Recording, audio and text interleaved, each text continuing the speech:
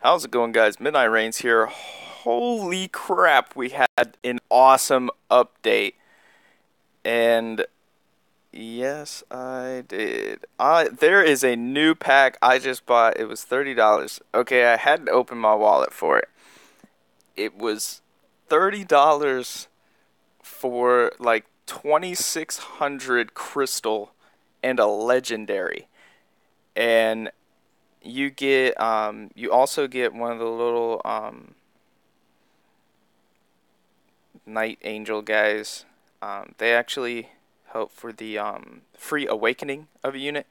So practically, I mean, just look at all this stuff you get. I was like, holy crap, that is so worth getting. A $30 legend and all this crystal. I mean, the legend, this is. If they wanted to make money, that is one way to make money.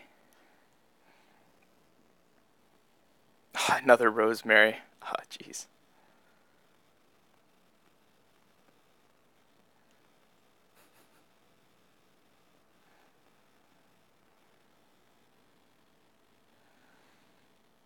Let me open the shiny too since we're here. That is really cool though. Oh, that's kind of cool. We get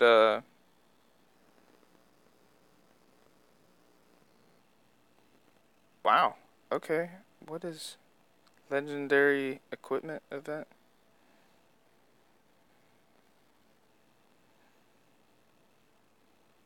That's new. That's cool.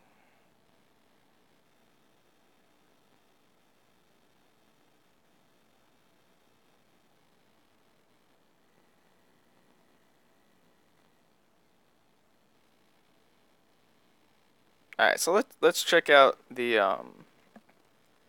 what just updated anyway. All right, so we have the completed October update, and we got 4 new units. Okay, these units are awesome. All right, so it's Marianne, I'm gonna say. She's like a puppet basically. So her first skill, I'm gonna go over like her skills when they're awakened and um, just regular. So attacks all enemies under beneficial effects to inflict 230% of attack power, as damage makes them bleed for 2 turns and inflicts 20% additional damage per beneficial effect to the target. Alright, that's pretty rad. If that has multi-hit because of the additional 20%, which I don't think it does, so that helps her from not being super OP if that's just one hit, like one big hit. Uh, that's still really cool, actually. I would love to pull her. I was looking at this yesterday. I think they had like last night it was on. So crazy move. Crazy move. I mean, like, the only thing that's going to stop that is, like, cheery immunity. And all the other buffs are going to be like, oh, yeah, so I'm just going to bleed everything.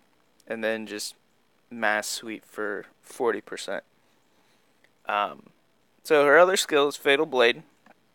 Attacks all enemies under harmful effect, inflict 190% damage as top art, and blocks recovery for 1 turn. Inflicts 20% additional damage per harmful effect. You're going to see additional damage for harmful effects on a couple of these, I think. Alright, so she can remove beneficial effects with 25% chance, which is pretty cool too. Increase the duration of harmful effects by 1 with use of a skill. That's interesting.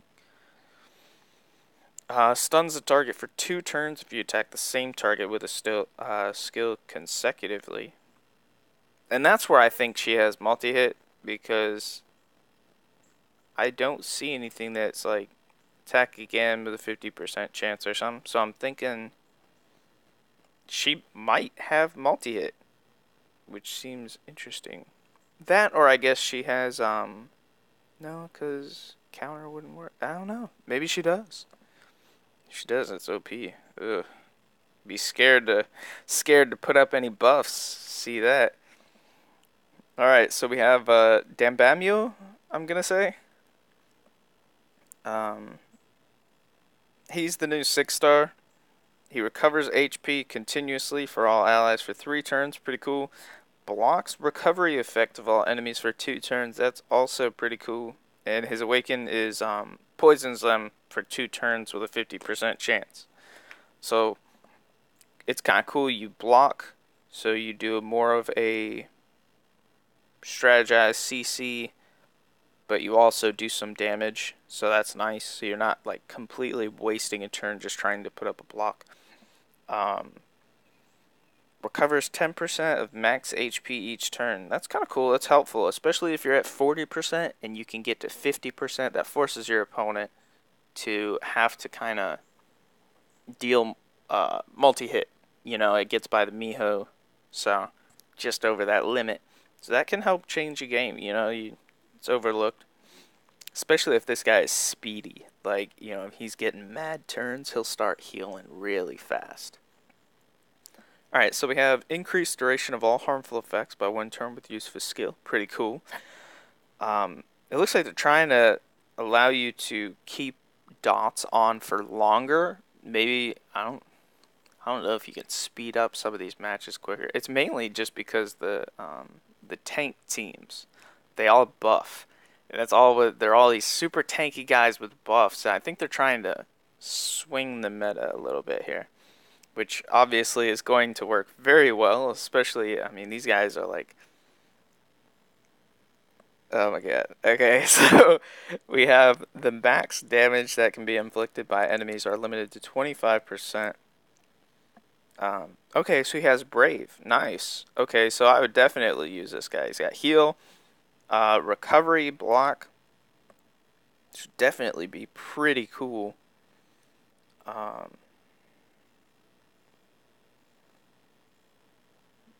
And the increasing harmful effects seems pretty dope. Alright, so we got that. Now we're on to the 5-star Kelly. It is a light unit from the looks of it, and attacks a random enemy under beneficial effects 3 consecutive times. Okay, so she's the one with multi-hit, is the 5-star. As much damage with each attack ignores the target's defense. Okay, so I already think this unit is going to be used. Blocks the recovery effect of 3 enemies with the lowest HP for 2 turns. That's helpful. Always hitting the lowest HP unit. You're going to start seeing this more in the meta. There's a few units. Even my guild is working on trying out with this. So it's pretty good. It's like Omega, you know. More units that work like Omega are really good. Blocks the recovery effect of all enemies for 3 turns. Again, pretty cool. They're trying to stop the whole healing thing. Sort of, I guess. That's cool. Depends what side you're on, I guess. Decreases the time of weakening, continuous damage, and inability by 1 turn. Increase the duration of all harmful effects on the target by 1 turn for the use of a skill. And recovers the HP by 50% of the total HP with a 25% chance when you use a skill. Alright, so seems pretty cool. So now we have the 4-star Becky. She seems like fire type, I would say. Decrease the skill cooldown of all allies under the beneficial effect by 1 turn. Make all enemies that are under the harmful effect bleed for 4 turns. Wow, that's pretty cool. If you don't have Cherry immunity and you just have like, well, if you have any kind of immunity, I guess that helps. Because that would stop bleed. So if you don't have immunity, ouch. It's kind of like Fermata bleed right there.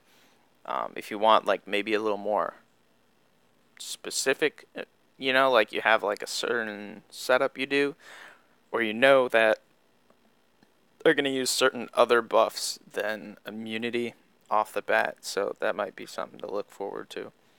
Um, I like the decreasing the skill cooldown of all allies under beneficial effect. I'm going to go back up to that.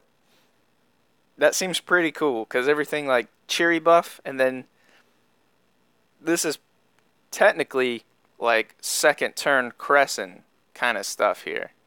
It's not, but it's similar because you're decreasing the cooldown of everything. It's not as good because it doesn't reduce attack bar, but it might be used in something like that. Alright, so we have make all enemies that are under harmful effects bleed for 4 turns. Increase skill cooldown. Okay, so now that's even better. Like, now you're bleeding and you're decreasing. So you're doing the Crescent Firm combo with one unit. I mean, that's pretty cool. And then you have decrease the skill cooldown of all skills by 1 turn, and increase the duration of all harmful effects on the target by 1 turn with the use of a skill.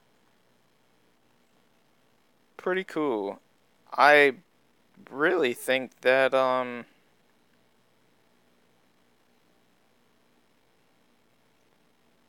just looking at these, she only has 2 traits. But I can see why, because I guess instead of hitting like Crescent, it would be like Adonis doing a -1 CD and hitting like the whole team. And then you'd be applying bleed, which just kind of makes me smile inside, because it's like I'll definitely make a vid on this if I pull her. Halloween background is looking awesome. We can see it as it was before. We'll be dropping in normal dungeons. Collect candy and various rewards. Alright, so now we're going to go over to... Oh, the error of final blow will be resolved. Oh my god. Okay. So, the error of Death God being defeated with the shared damage when under overcome reincarnation will be resolved. That's good for people with Plath. That's even worse for people without Plath, to be honest. These are the skill modifications, by the way. The error of the game pausing from time to time when attacked, multi-hit. Okay. That is going to help with the kill steal thing, because it seems like the game kind of pauses when a multi-hit goes off.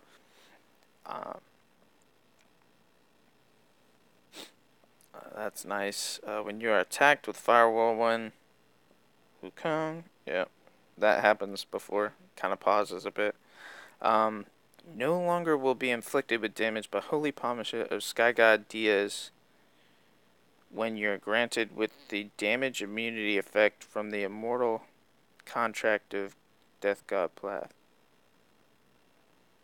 Oh wow, I didn't know he got through Diaz. Diaz got through Plath. To be honest, I've hit Plath before like that, but it never did anything. So maybe I just wasn't lucky with that. That's okay. It's patched now. You'll no longer be inflicted with damage with skills that decrease the HP by a certain percentage. When you are granted with the damage immunity effect from the immortal there are so many problems they had with Plath. It is ridiculous.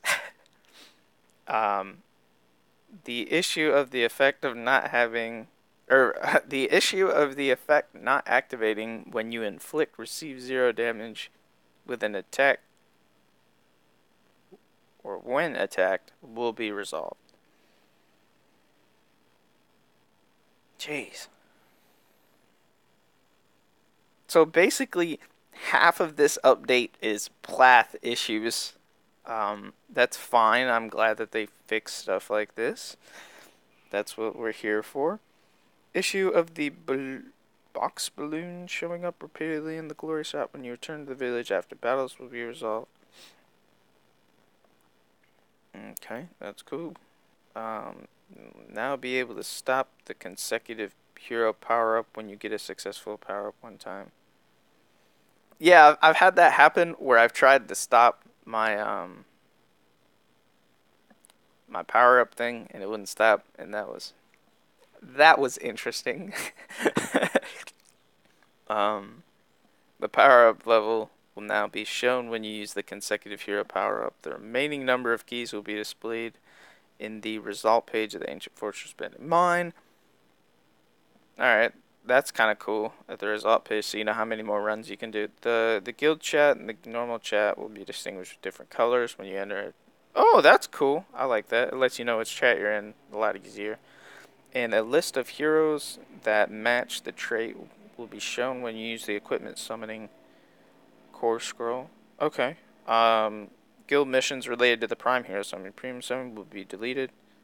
Aw, that stinks. You'll now only get equipment with rare grade or up from the equipment scrolls. What? Wait, does that mean we're not gonna get legends from B6? I don't know if I'm reading that right, so I might need to get back to you on that one. I don't think that's right. I think it's I think it's just talking about equipment scrolls in general, and scrolls that give equipment. But we'll see about that. That would definitely that would piss too many people off if they took them out of B6. It's hard enough to get legends. The battle results will now be applied even when connection is lost during the guild battle. That's good because before I've crashed in Guild Wars and raged really bad, and those videos did not get uploaded because I was really mad that that would happen. It counted as a loss, and it didn't reveal the enemy's team. That was a big issue. So, glad that is getting fixed. But anyway, I mean, this looks beautiful. Let me scroll up, see that. Oh my god, there are so many legends going off in here.